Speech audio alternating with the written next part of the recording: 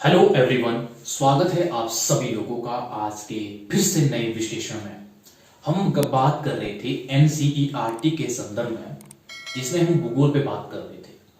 आज हम भूगोल के अंतर्गत मानव भूगोल में पार्ट 4 के संदर्भ में बात करेंगे, जिसका नाम है मानव विकास। मानव विकास यानी कि जब लोगों के जीवन स्तर में सुधार हो और गुणात्मक परिवर्तन हो, उसे कहा जाता है मानव विकास।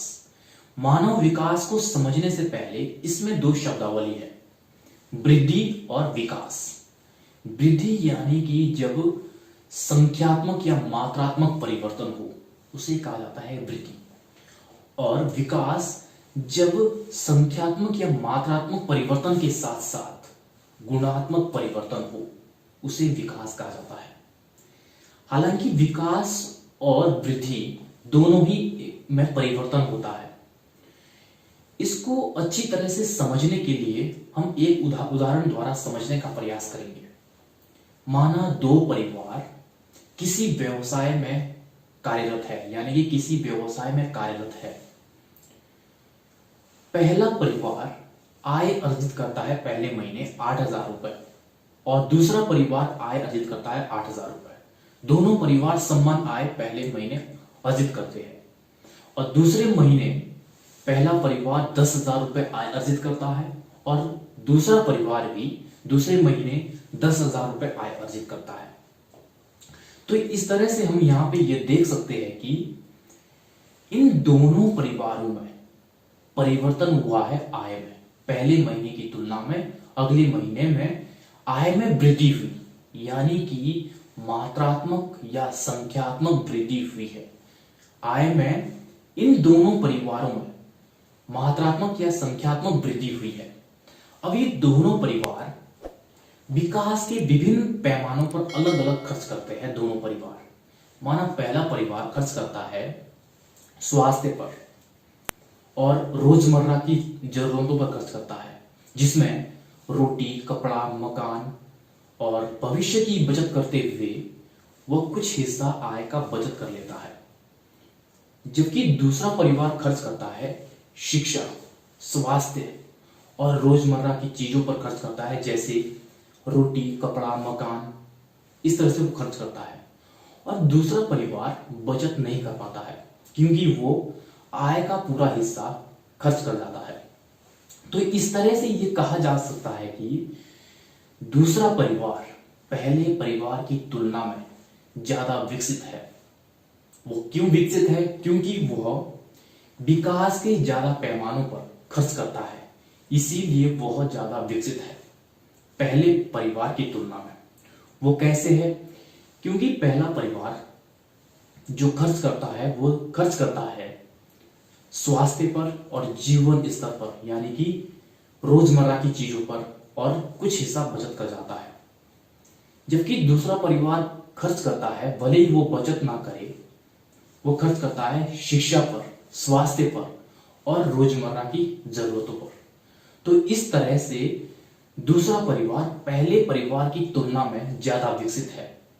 तो इस तरह से जब लोगों के जीवन स्तर में सुधार होता है और गुणात्मक परिवर्तन होता है, तो उसे विकास कहा जाता है। तो मानव विकास यानी कि जब लोगों को मूलभूत सुविधाएं प्राप्त होगी और इन मूलभूत सुविधाओं से वंचित नहीं होंगे, तो उसे मानव विकास कहा जाता है। यानी कि जब मात्रात्मक परिवर्तन के साथ साथ गुणात्मक परिवर्तन हो, तो उसे विकास कहा जाएगा। मानव विकास का रास्ता वृद्धि से होकर ही जाता है, यानी कि विकास के लिए वृद्धि में परिवर्तन होना जरूरी है, तभी विकास होगा।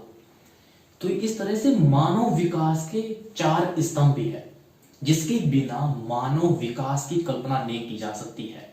जिसमें सबसे पहले है समता यानी कि समानता, जहां पे लोगों को पर्याप्त स्वतंत्रताएं होगी और बिना किसी भेदभाव के समान व्यवहार किया जाएगा, वहां पर मानव विकास उच्च होगा।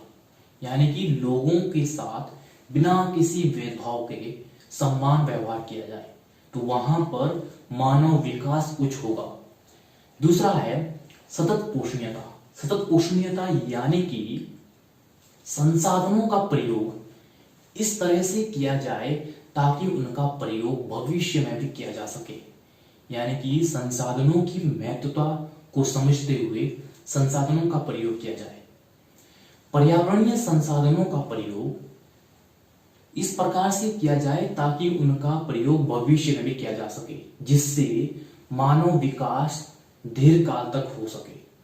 जहां पर सतत पोषणीयता पर ध्यान दिया जाएगा वहां पर हमेशा ही मानव विकास भी उच्च होगा। तीसरा है उत्पादकता।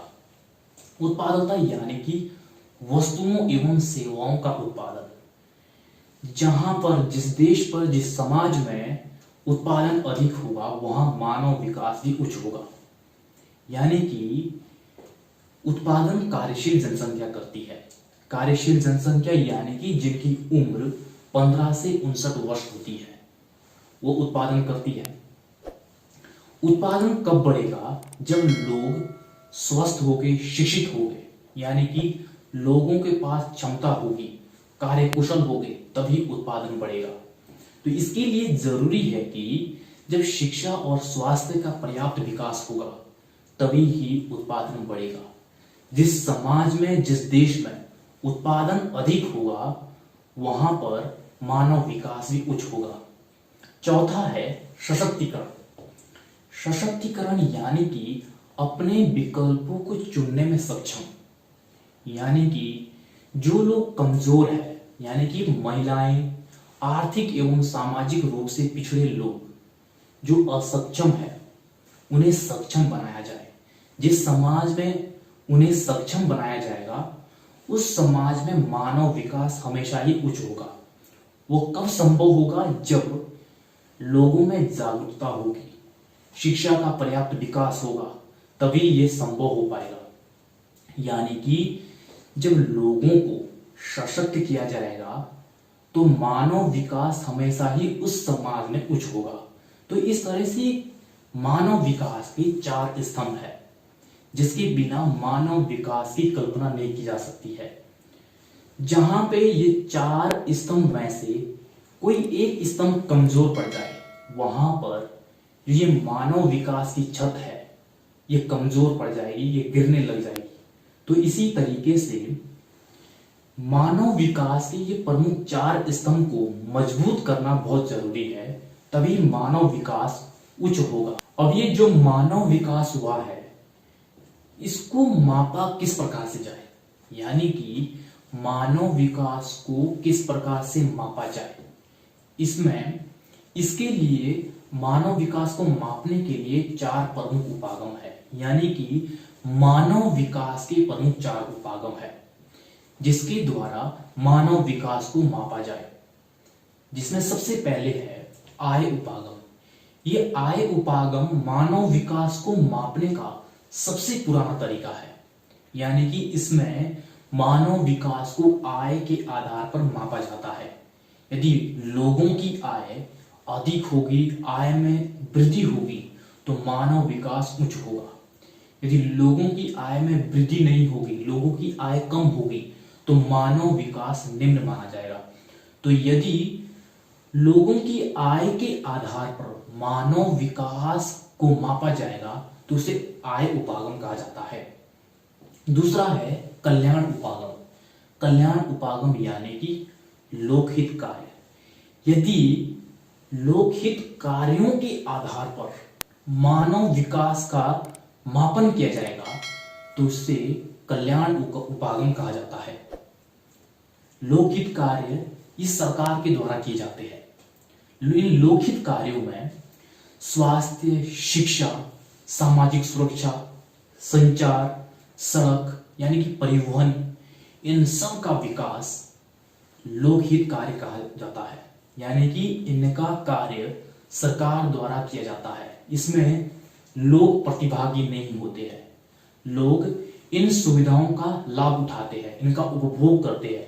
यदि लोकहित कार्यों के आधार पर मानव विकास का मूल्यांकन किया जाए, मानव विकास को मापा जाए तो उसे कल्याण उपागम कहा जाता है।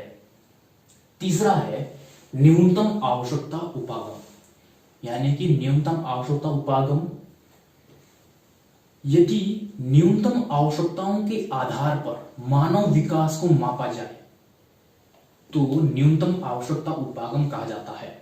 इन न्यूनतम आवश्यकताओं में 6 चीजें हैं, जिसमें शिक्षा, स्वास्थ्य, भोजन, जलापूर्ति और स्वच्छता और आवास।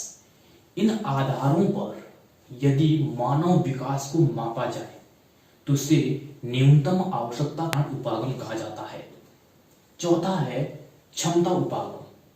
क्षमता उपागम यानी कि लोगों की संसाधनों तक कितनी पहुंच है, उसके आधार पर यदि मानव विकास को मापा जाए तो उसे क्षमता उपागम कहा जाता है। यानी कि क्षमता यानी कि संसाधनों तक जो ये पहुंच है, लोग किस प्रकार से संसाधनों का प्रयोग कर रहे हैं और संसाधनों तक उनकी पहुंच है या नहीं, कर पा रहे संसाधनों का प्रयोग या नहीं।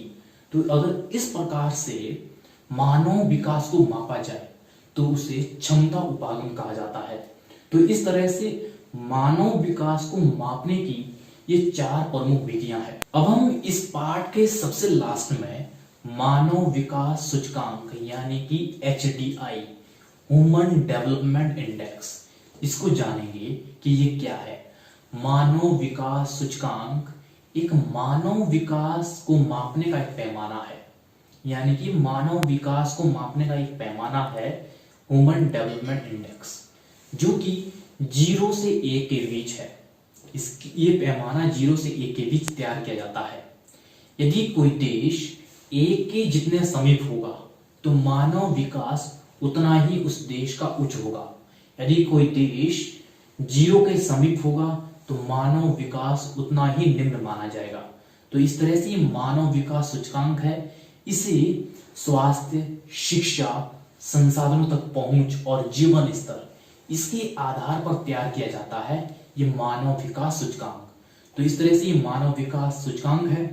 तो इसी तरह से हमने इस पाठ के अंतर्गत जो पाठ 4 मानव विकास है, इसके अंतर्गत लगभग सभी बिंदुओं को कवर कर लिया है। और इसमें मेरा प्रयास ये रहा है कि मैं आप सबके सामने इसे सरल शब्दों में पेश कर सकूं। तो अगर आपने अभी तक मेरे YouTube चैनल को सब्सक्राइब नहीं किया है तो प्लीज आप सब्सक्राइब कर दीजिए।